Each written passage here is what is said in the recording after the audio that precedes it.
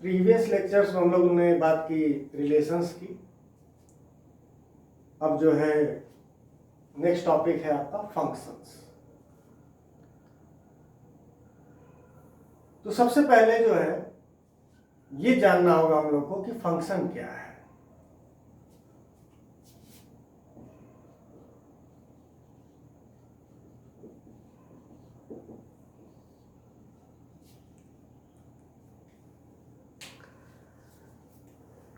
तिलक, बरच्छा, मुंह दिखाई,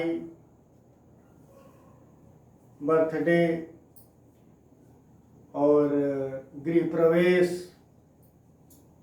ये सब फंक्शन है। लेकिन उन सब फंक्शन का इस फंक्शन से मतलब नहीं है। यहां जो हम बात कर रहे हैं फंक्शन की, वो मैथमेटिक्स से रिलेटेड है और कहीं ना कहीं से उन सब चीजों से रिलेटेड भी है, अगर आप ध्यान से समझोगे तब। खैर, अभी हम डिफिनीशन की बात करते हैं। इसके पहले हम लोग रिलेशन पढ़े थे, तो उसके बाद हम आपको फंक्शन समझा रहे हैं। एकदम जो है इसका संबंध रिलेशन से है। किस तरह से है, बस यही चीज बताने की हम कोशिश कर रहे हैं। देखिए,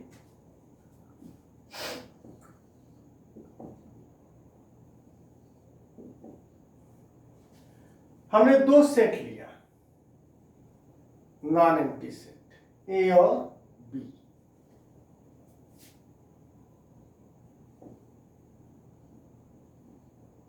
ए के मेंबर हैं ए और बी के मेंबर हैं सी और डी। रिलेशन तो कार्टेशियन प्रोडक्ट ऑफ सेट भी हो सकता है।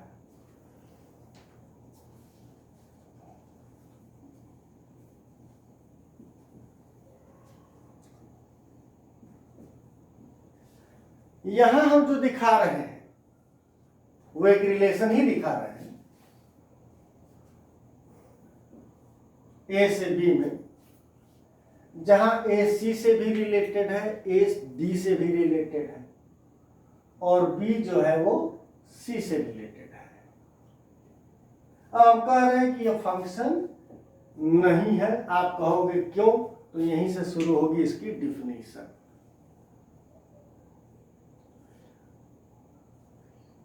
Function is a relation. Function भी एक रिलेशन ही है, लेकिन कुछ शर्त है। Function is a relation in which each and every element of domain है only one image in codomain. नहीं समझे? मतलब ये है कि अगर ए एक सेट है, एक बी सेट है,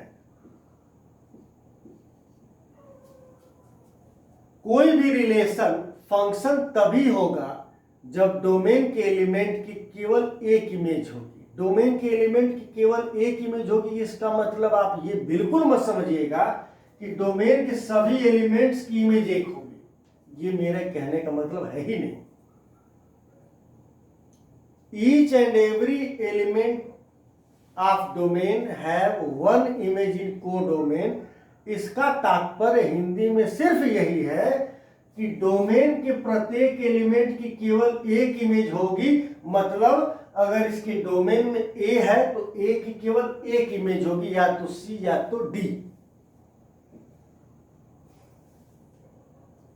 बी है इसके डोमेन में तो इसकी भी केवल एक इमेज होगी, या तो सी या तो डी। सी भी हो सकता है, डी भी हो सकता है। ये चीज, ये भी एक फंक्शन है और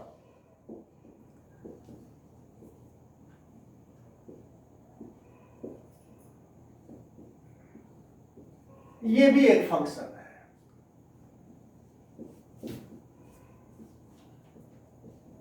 मैं अपनी बात को फिर से दोहराता हूं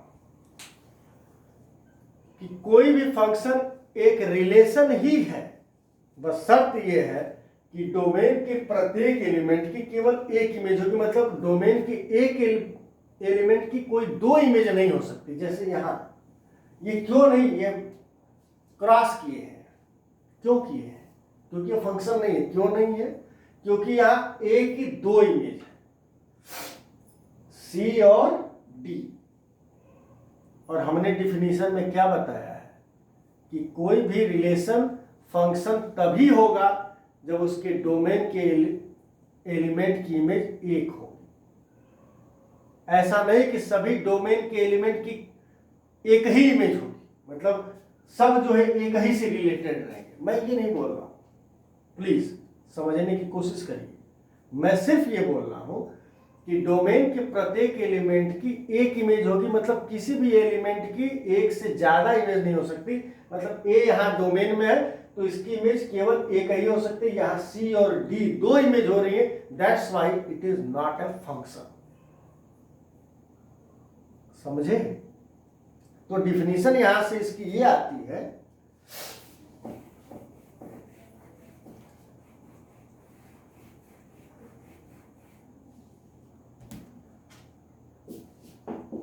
a relation is said to be function if each and every element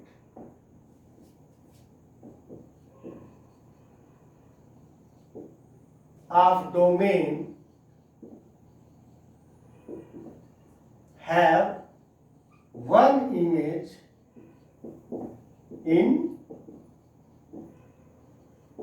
codomain।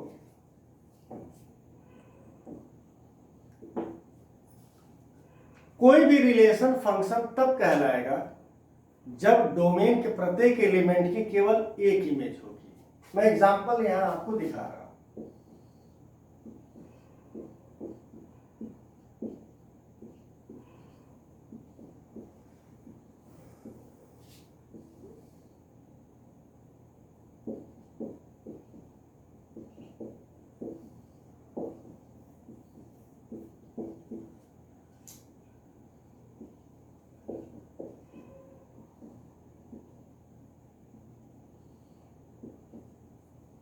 ये फंक्शंस है। क्यों? क्योंकि ए की केवल एक इमेज है, क्या है वो? सी। बी की भी केवल एक इमेज है, वो भी क्या है? सी। इससे कोई फर्क नहीं पड़ता, दो की एक इमेज हो सकती है, लेकिन बस देखना यह है कि डोमेन के एलिमेंट की एक ही इमेज हो। एक ही इमेज का मतलब डोमेन के एक एलिमेंट की दो इमेज ना हो जाए, मतलब ए की दो इमेज ना हो जाए। तो यहां हम देख रहे हैं कि ए की इमेज सी ही है, एक ही है। बी की इमेज केवल एक ही है, वो भी सी ही है। यहां भी ये फंक्शन है, ये रिलेशन भी एक फंक्शन है, क्योंकि यहां भी ए की इमेज केवल डी है, एक ही इमेज है, क्या है? डी। और बी की भी केवल एक ही इमेज है, वो क्या है? वो है सी। तो a relation is said to be function if each and every element of domain have only one image in codomain। तो यहां a की इमेज c है, यहां बोलेंगे a की इमेज c है। a की इमेज कौन है? c है। तो a c का क्या हुआ? c की प्री इमेज a है।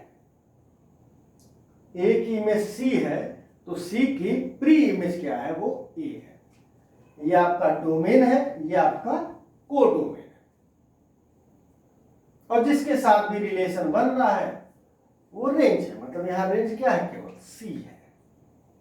कोडोमेन ये पूरा सेट है, बट रेंज सी है। तो फंक्शन कुछ अलग से नहीं है, जहां रिलेशन वहीं फंक्शन, जहां भी सगे संबंधी वहीं पे फंक्शन होता है, लेकिन कुछ शर्तों के साथ फंक्शन होता है। सभी रिलेशन में फंक्शन नहीं होता है, सभी जगह आप नहीं जाते। A relation is said to be function if each and every element of domain have only one image in codomain। Okay?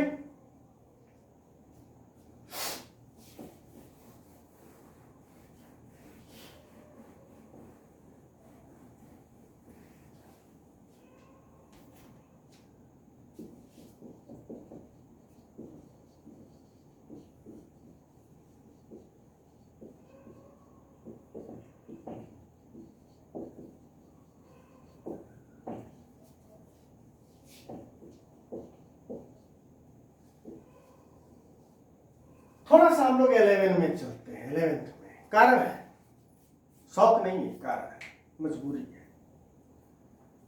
कुछ फंक्शंस जो हम 11th में पढ़े थे उनका डोमेन और उसका रेंज, उसका ग्राफ, ये आपको एकदम रटना होगा, क्योंकि इसका बहुत यूज है पूरे 12th में, सिर्फ इसी चैप्टर में नहीं, आने वाले चैप्टर्स में भी इसका बहुत यूज है। तो आपको जो भी आप फंक्शंस पढ़े हो 11th में, उनका डोमेन क्या है, उनका रेंज क्या है और उसका ग्राफ क्या है, वो आपको जानना ही होगा। तो स्टार्ट करते हैं। आप लोग जानते हैं, but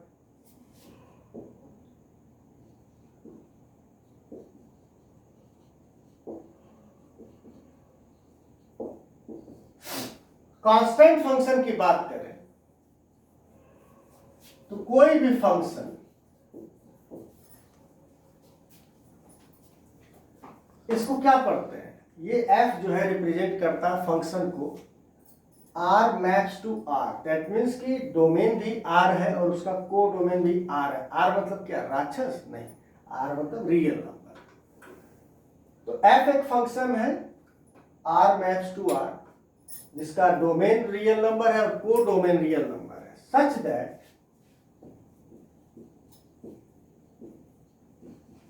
fx equals to k। fx equals to k का क्या मतलब है, x हमेशा रिप्रेजेंट करता है किसको, डोमेन को, और fx किसको रिप्रेजेंट करता है, ये जो है डोमेन है,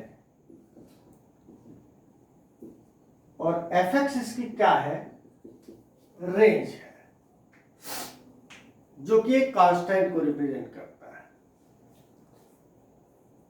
जैसे अगर a में हम सभी राम लक्ष्मण भरत शत्रुघ्न को ले लें और रिलेट करें कि उनके फादर कौन, तो कांस्टेंट कौन, दशरथ।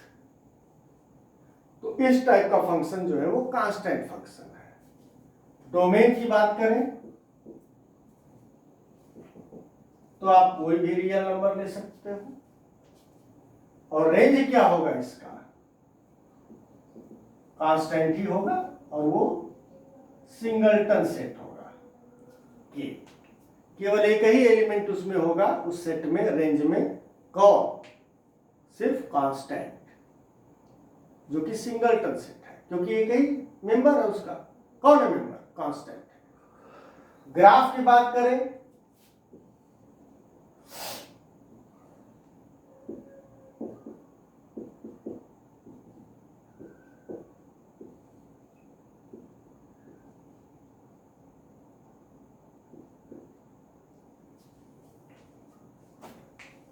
ये है ग्राफ किसका, कांस्टेंट फंक्शन का। डोमेन क्या है, कोई भी रियल नंबर, और रेंज उसका क्या है, कांस्टेंट है, सिंगलटन सेट है, जिसमें कि आप उसको कांस्टेंट को ही ले सकते हैं।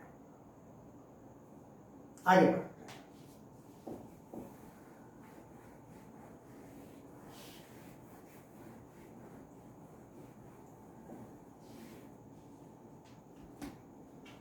अब आता है आपका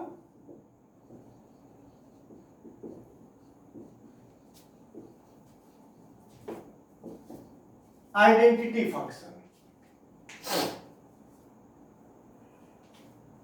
कोई भी function r maps to r, जहां डोमेन रियल नंबर है और को डोमेन रियल नंबर है, such that fx equals to x, मतलब डोमेन भी x है और उसकी रेंज भी x है। मतलब जब कोई फंक्शन ऐसा हो जिसके डोमेन की रेंज वो खुद हो, तो ऐसे फंक्शन जो है वो आइडेंटिटी फंक्शन कहलाते हैं। इसका डोमेन क्या होगा, x कुछ भी ले सकते हो आप, और रेंज भी वही रियल नंबर्स हो सकते हैं। और ग्राफ की बात करें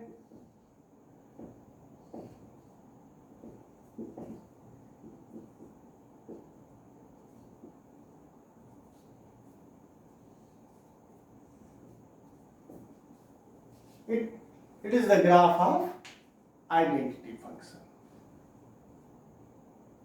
जिसका डोमेन कोई भी रियल नंबर हो सकता है और रेंज भी कोई भी रियल नंबर हो सकता है।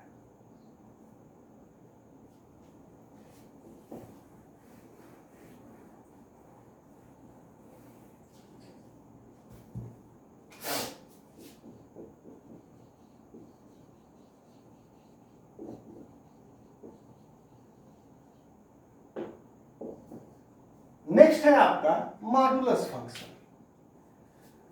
कोई भी function maps to R is said to be modulus function if fx equals to mod x, which means x when x is greater than or equals to 0 and minus x when x is less than 0। समझिएगा इसको, ये ऐसा जादुई bracket है कि इसमें कोई भी नंबर आके पॉजिटिव हो जाता है। अगर x 0 ले रहे हैं तो उसका मॉड भी 0 होगा। अगर ग्रेटर देन 0 ले रहे हैं, सपोज दैट 1 या 2 ले रहे हैं या 3 ले रहे हैं, तो उसका मान वही होगा। बट अगर x लेस देन 0 ले रहे हैं, सपोज दैट आप -2 ले रहे हैं, तो -2 का मॉड क्या होगा? -x। x क्या लिया है आपने? लेस देन 0, तो माइनस ऑफ -2 क्या हुआ? प्लस।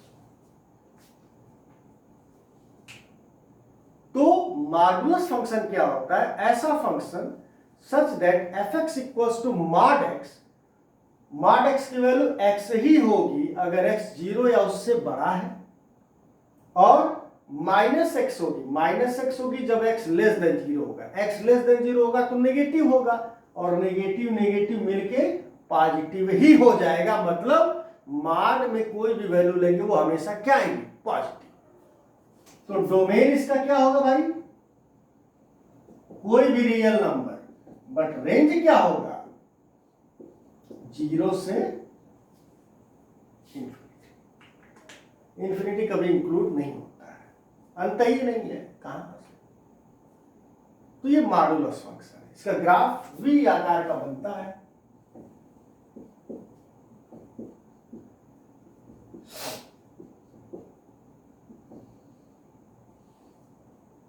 ये ग्राफ है आपका मॉडुलस फंक्शन का। 11th की चीजें हैं, बतानी पड़ती है क्योंकि भूल जाता है इंसान है, लेकिन ये आपको जानना होगा क्योंकि इसका बहुत यूज है। चलिए आगे बढ़ते हैं।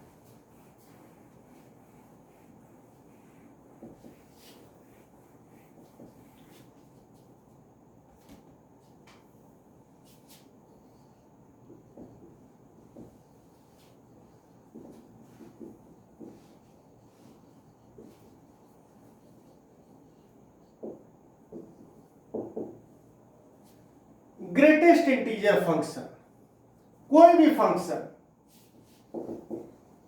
R maps to R, greatest integer function तब कहलाएगा जब fx equals to greatest integer function of x।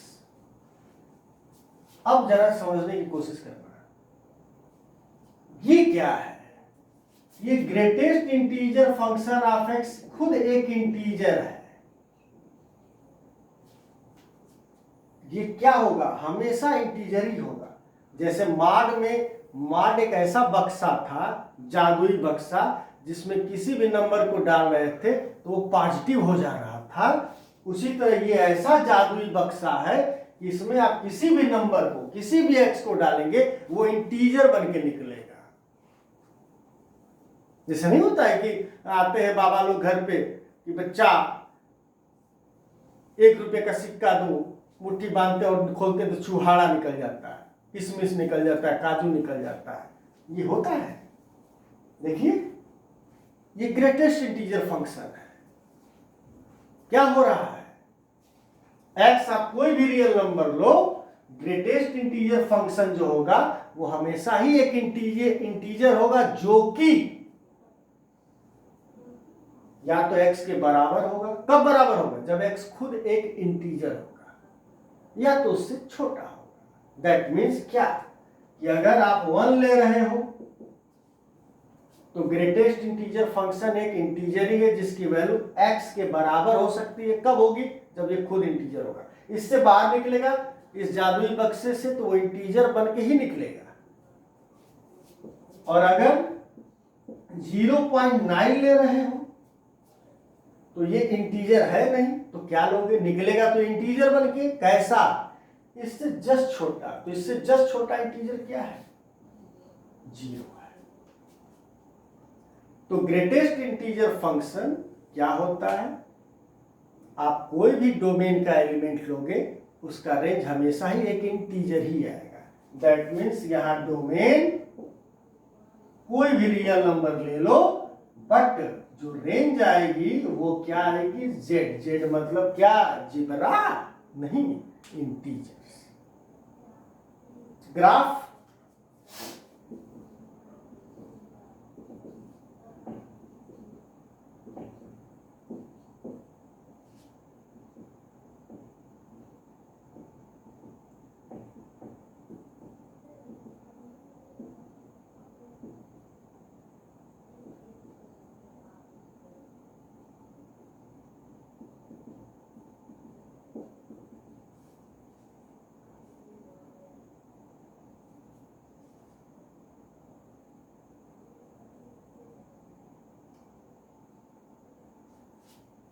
ध्यान से देखना,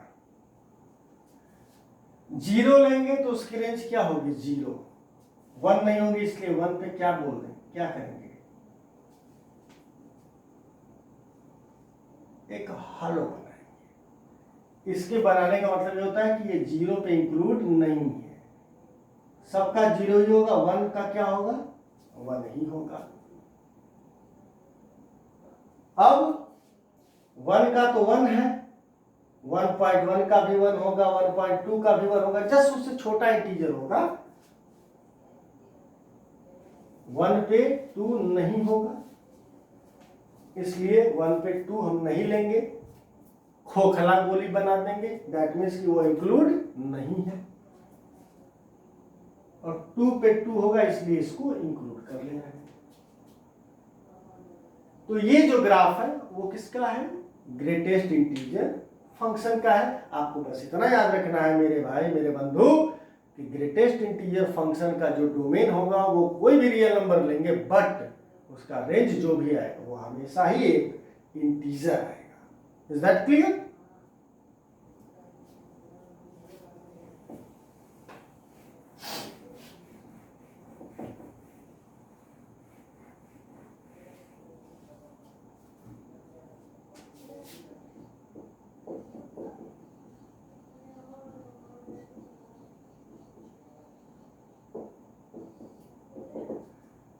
सिग्नम फंक्शन, कोई भी function R maps to R signum function तब कहलाएगा जब f(x) इक्वल्स टू 1 जब x greater than 0, 0 when x equals to 0, -1 when x less than 0। या इसको ऐसे नहीं लिख सकते हो आप, mod x upon x when x is not equals to 0 and 0 when x is equals to 0। मतलब डोमेन तो आप देख रहे हो, 0 भी है, 0 से बड़ा भी है, 0 से छोटा भी है। तो डोमेन तो इसका सभी रियल नंबर है, बट रेंज घूम फिर के 3 नहीं है। डोमेन अगर 0 से बड़ा है तो उसकी रेंज है 1, 0 है तो 0, नहीं तो -1। ग्राफ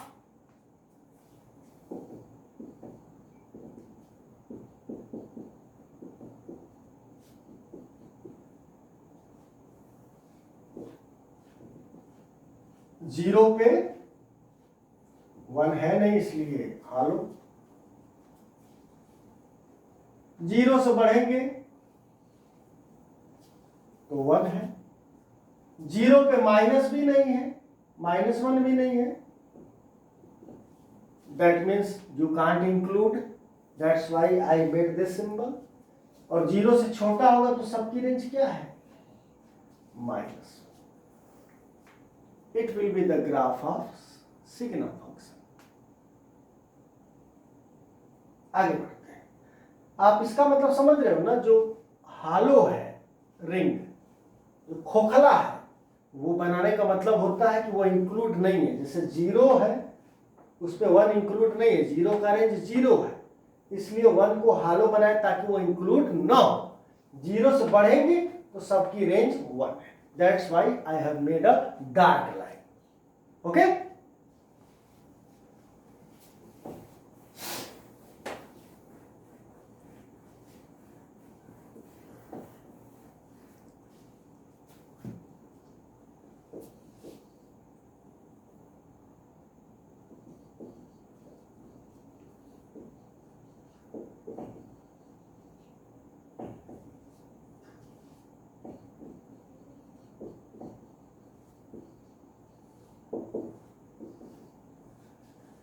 फ्रैक्शनल पार्ट फंक्शन, कोई भी रियल वैल्यूड फंक्शन, मतलब R maps to R, domain real number, codomain भी रियल नंबर। ये फ्रैक्शनल पार्ट तभी कहलाएगा such that f x equals to fractional part of x. इसको ऐसे भी लिख सकते हैं, x minus greatest integer function of x. मतलब इसमें आप फ्रैक्शन ही लोगे। 2.0 है तो वहां फ्रैक्शन क्या है? 0। 2.1 है तो वहां फ्रैक्शन क्या है? 1। 2.3 है तो फ्रैक्शन क्या है? 3 है। तो फ्रैक्शनल पार्ट फंक्शन, अब जैसे मान लीजिए 2.3 है, इसका फ्रैक्शनल पार्ट आपको लिखना है तो कैसे लिखोगे? x, x क्या है? 2.3 माइनस ग्रेटेस्ट इंटीजर फंक्शन, इसका क्या होगा? इससे ये इंटीजर तो है नहीं, इससे जस्ट छोटा है 2, तो क्या होगा? 0.3। तो हमेशा यहां फ्रैक्शन ही आएगा। 0.1 आ सकता है, 0 भी आ सकता है। 2.0 रहेगा तो 0 ही आएगा, 2.1 रहेगा तो 0.1 आएगा, 2.2 रहेगा तो 0.2 आएगा। हमेशा फ्रैक्शन ही आएगा इसके हिसाब से। तो डोमेन क्या हुआ? आप कोई भी रियल नंबर ले सकते हो, बट जो रेंज होगा मेरे भाई वो 0 हो सकता है, और 1 से 1 इंक्लूड नहीं होगा, 1 से हमेशा छोटा ही होगा। 2.999999 में क्या है? 0.999999, 1 नहीं पहुंचेगा। तो ये उसका रेंज है। ग्राफ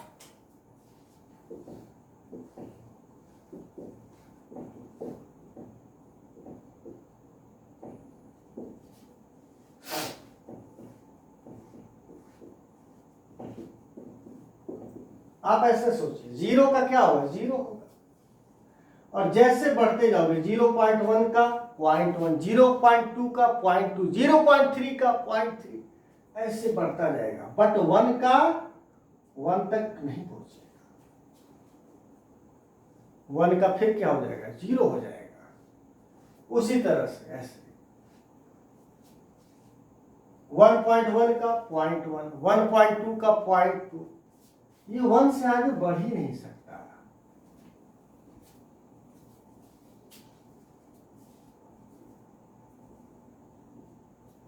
तो ये ग्राफ हुआ आपका फ्रैक्शनल पार्ट फंक्शन का।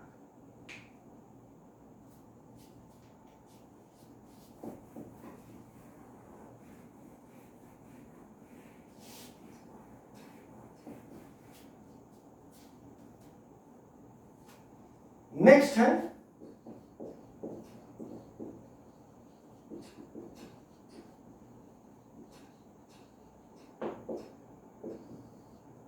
Exponential function.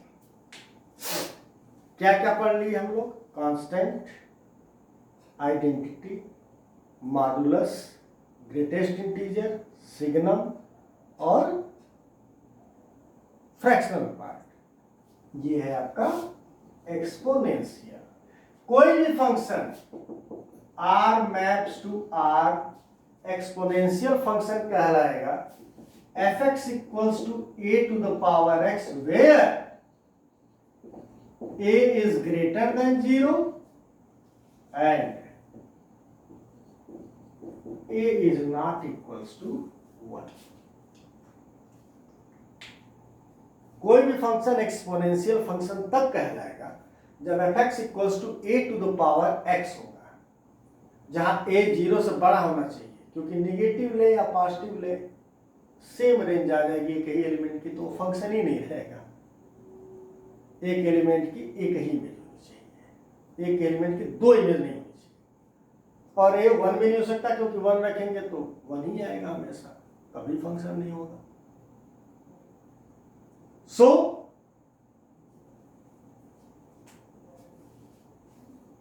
यहां जो डोमेन होगा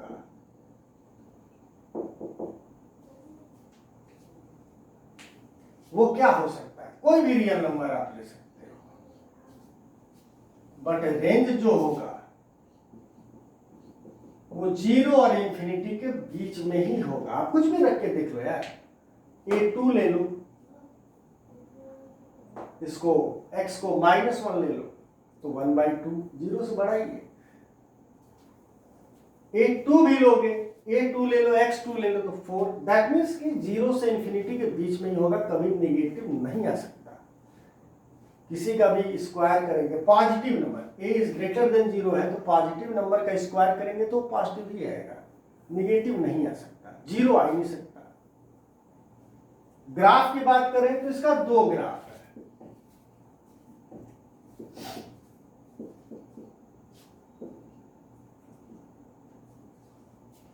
डोमेन सभी रियल नंबर है, रेंज जो है वो 0 से इंफिनिटी है। तो ये जो ग्राफ है आपका,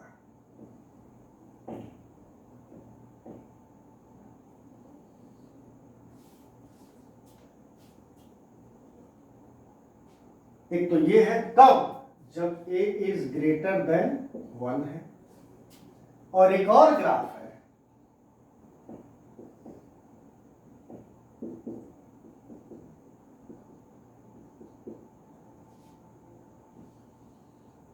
जब a 0 और 1 के बीच में है। तो ये 2 ग्राफ है, आप देख रहे हो, डोमेन कुछ भी हो सकता है बट रेंज हमेशा पॉजिटिव डायरेक्शन में जा रही है, रेंज इसका 0 से इंफिनिटी के बीच में ही है।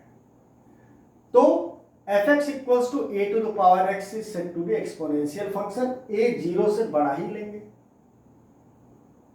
a 0 से बड़ा ही लेंगे, और a 1 नहीं ले सकते, ये जो है वो हम लोग 1 से 1 नहीं ले सकते, क्योंकि 1 लेंगे तो उसकी रेंज हमेशा क्या आएगी यार, सेम ही आएगी।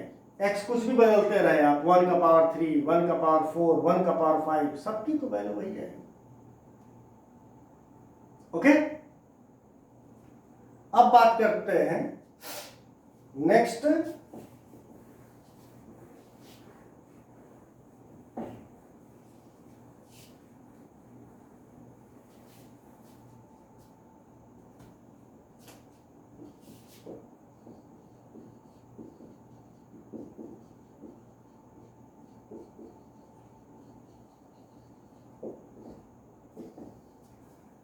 Logarithmic function.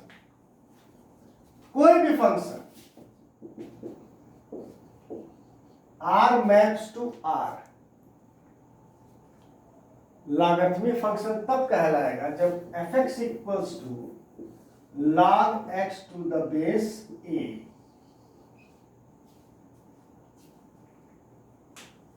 जहां a is greater than 0, a is not equals to 1 and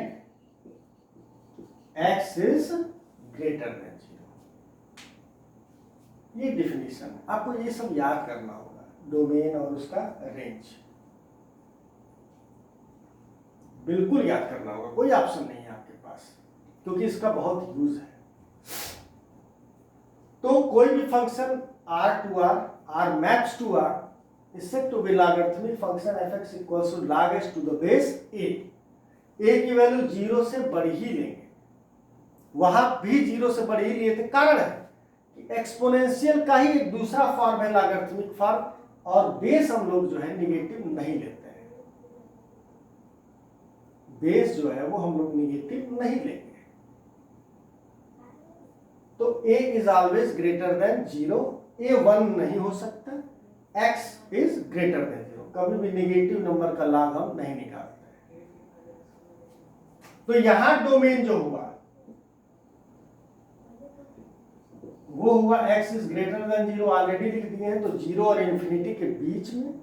लेकिन रेंज जो होगा वो कोई भी रियल नंबर हो सकता है।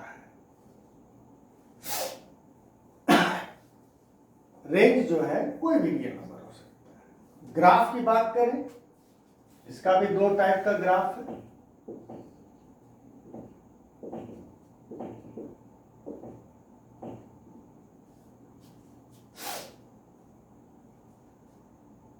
अगर a की वैल्यू ग्रेटर देन 1 है, आप सोच लीजिए a की वैल्यू ग्रेटर देन 1 है, आपको मालूम नहीं होगा, इसको ये भी लिख सकते हैं log a to the power x को क्या लिख सकते हैं, अगर y माने हम तो इसको लिख सकते हैं a to the power y equals to x। ये डिफिनीशन है पूरी log की। If log x to the base a equals to y, that means a to the power y equals to x. a greater than 1 ले, 2 ले ले, 2 ले लेते हैं, और y कुछ भी ले ले, 3 ले ले, तो क्या आ रहा है, रेंज 8 आ रहा है। अगर 4 ले ले तो 16 आएगा। दैट मीन्स जैसे जैसे y की वैल्यू बढ़ेगी वैसे वैसे x की भी वैल्यू क्या हो रही है, बढ़ रही है। डोमेन आपका क्या है, 0 से इंफिनिटी। तो इसका ग्राफ जो बनेगा, जैसे जैसे x की वैल्यू बढ़ रही है वैसे वैसे y की भी वैल्यू इंक्रीज कर रही है। और दूसरा ग्राफ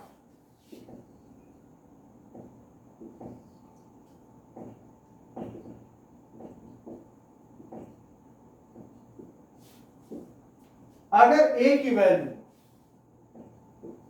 0 से 1 के बीच में हुई तब यही ग्राफ कैसा बन जाएगा आपका, ऐसा बन जाएगा।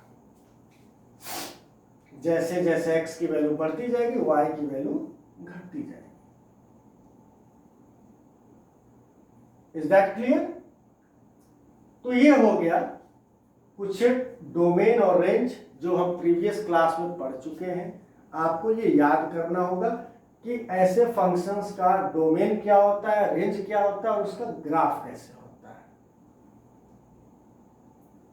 अब आते हैं हम 12th के कोर्स पे।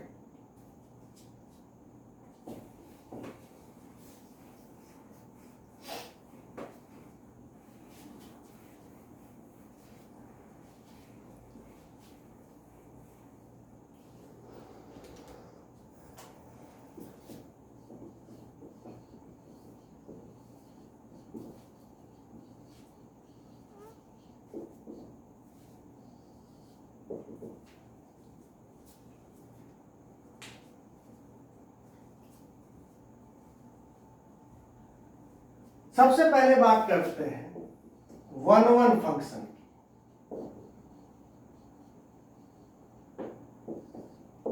समझने की कोशिश करिएगा।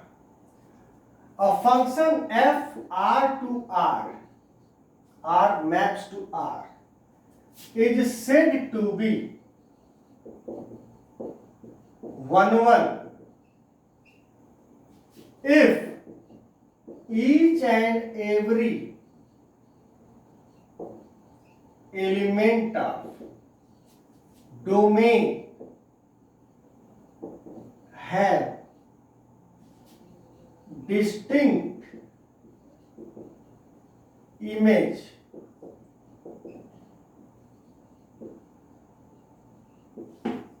इन कोडोमेन। कोई भी फंक्शन वन वन तभी कहलाएगा जब डोमेन के प्रत्येक एलिमेंट की इमेज अलग अलग हो। कहने का मतलब मेरा ये है कि अगर ए और बी दो सेट हैं, एक फंक्शन है, ए की इमेज सी है, बी की इमेज भी सी है, फंक्शन तो है क्यों फंक्शन है?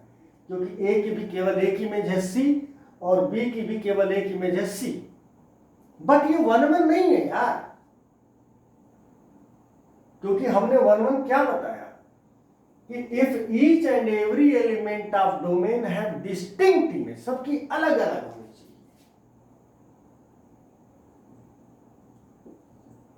ये वन वन है, क्योंकि ए की अलग इमेज है सी और बी की अलग इमेज है डी, तो ये फंक्शन जो है वो वन वन कहलाएगा।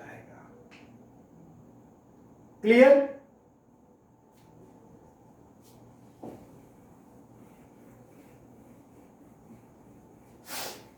एक बात और, वन वन फंक्शन को इंजेक्टिव भी बोलते हैं। क्या बोलते हैं? इंजेक्टिव। अब बात करते हैं many one.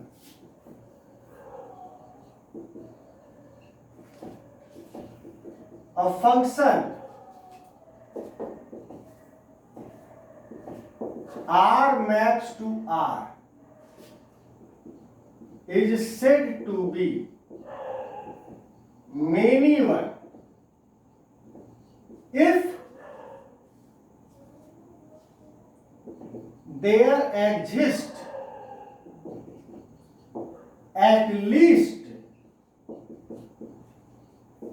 two elements in domain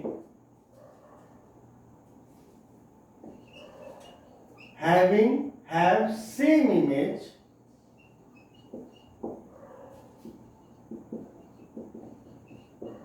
in codomain. कोई भी function f R maps to R many one तब कहलाएगा जब डोमेन में कम से कम दो एलिमेंट ऐसे हो जिनकी इमेज सेम हो। वहां क्या था? वन वन में डिस्टिंक्ट, यहां कम से कम दो एलिमेंट की सेम इमेज हो। जैसे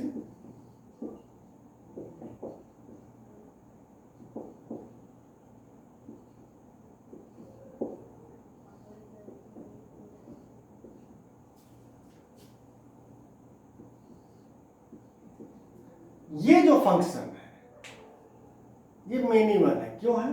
क्योंकि यहां देखिए ए और बी दो ऐसे एलिमेंट हैं जिनकी इमेज सेम है, वन, डिस्टिंक्ट नहीं है। तो कम से कम दो एलिमेंट डोमेन में ऐसे होने चाहिए जिनकी इमेज क्या हो?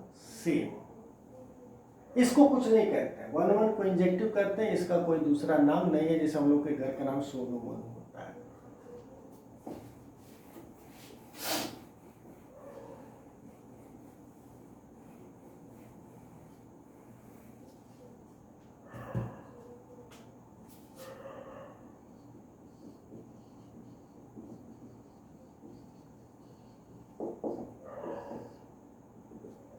ऑनटू फंक्शन, इसको हम लोग सर्जेक्टिव बोलते हैं।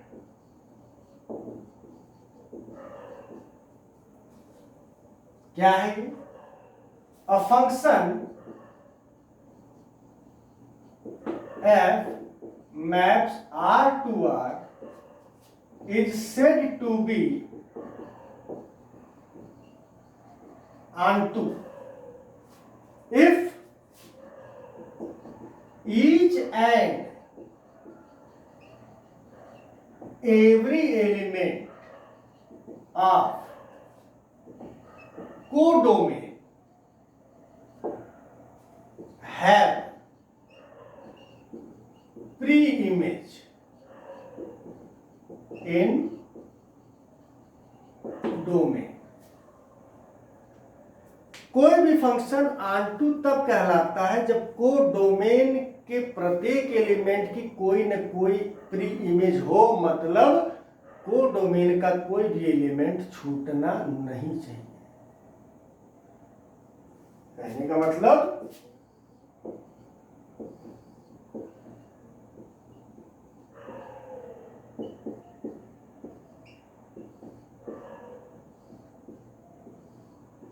ये R2 नहीं है। क्यों? क्योंकि कोडोमेन 4 ऐसा है जिसकी कोई प्री इमेज नहीं है, मतलब ये किसी की इमेज नहीं है, तो ये R2 नहीं है, लेकिन हो जाएगा, अभी बना दे रहे हैं।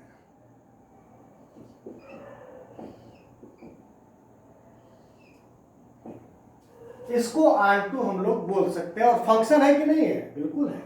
सबकी एक ही इमेज, A की 1, B की भी एक है 2, C की भी एक है 3, D की भी एक है 4, E की भी एक है 2।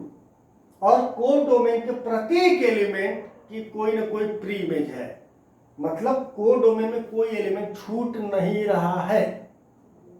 तो ये फंक्शन क्या कहलाएगा आपका? ऑनटू फंक्शन की कोडोमेन का सब एलिमेंट की कोई ना कोई प्री इमेज हो। In other words you can say that each and every element of codomain is image of elements of domain। Domain के एलिमेंट्स की वो इमेज होनी चाहिए, प्रत्येक एलिमेंट। Is that clear?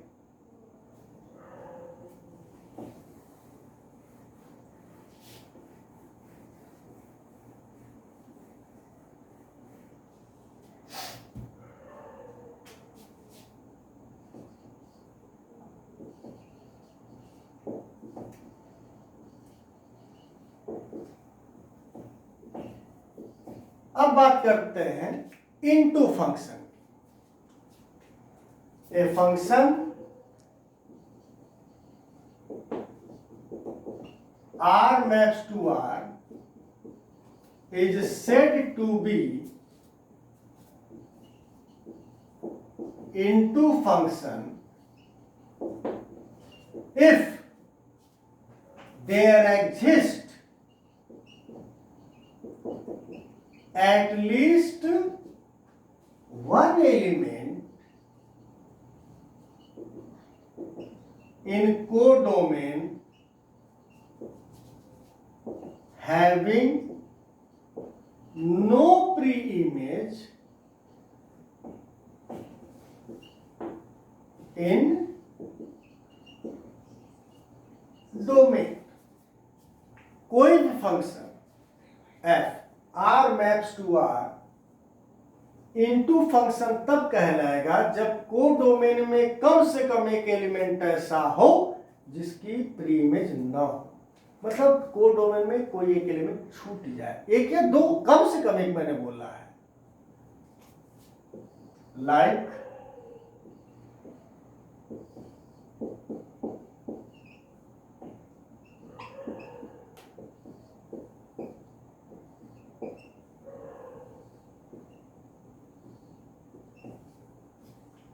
ये इनटू है। क्यों है? क्योंकि कोडोमेन में 4 और 5 दो ऐसे एलिमेंट है जिनकी कोई प्री इमेज नहीं है। आप इस फंक्शन को इनटू बोल सकते हैं। कम से कम एक एलिमेंट ऐसा होना चाहिए कोडोमेन में जिसकी कोई प्री इमेज न हो। अब एक बात आपको जाननी होगी, बहुत जरूरी है।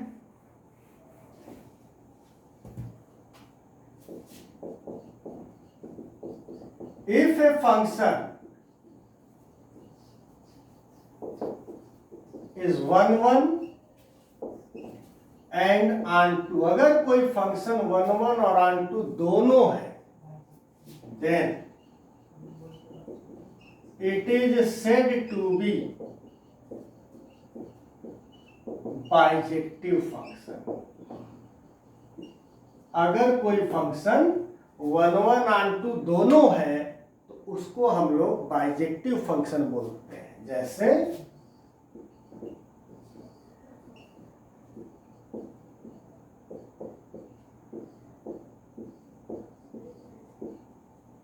ये 1 1 है। क्यों है?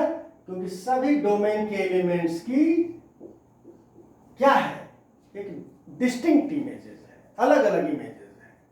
और R2 क्यों है मेरे भाई? क्योंकि प्रत्येक elements of codomain have pre imaging domain, मतलब कोडोमेन के सभी एलिमेंट्स की कोई ना कोई प्री इमेज मौजूद है। और एक बात और याद रखना कि कोडोमेन को हम रेंज बोल सकते हैं जब कोडोमेन के सभी एलिमेंट्स की प्री इमेज हो।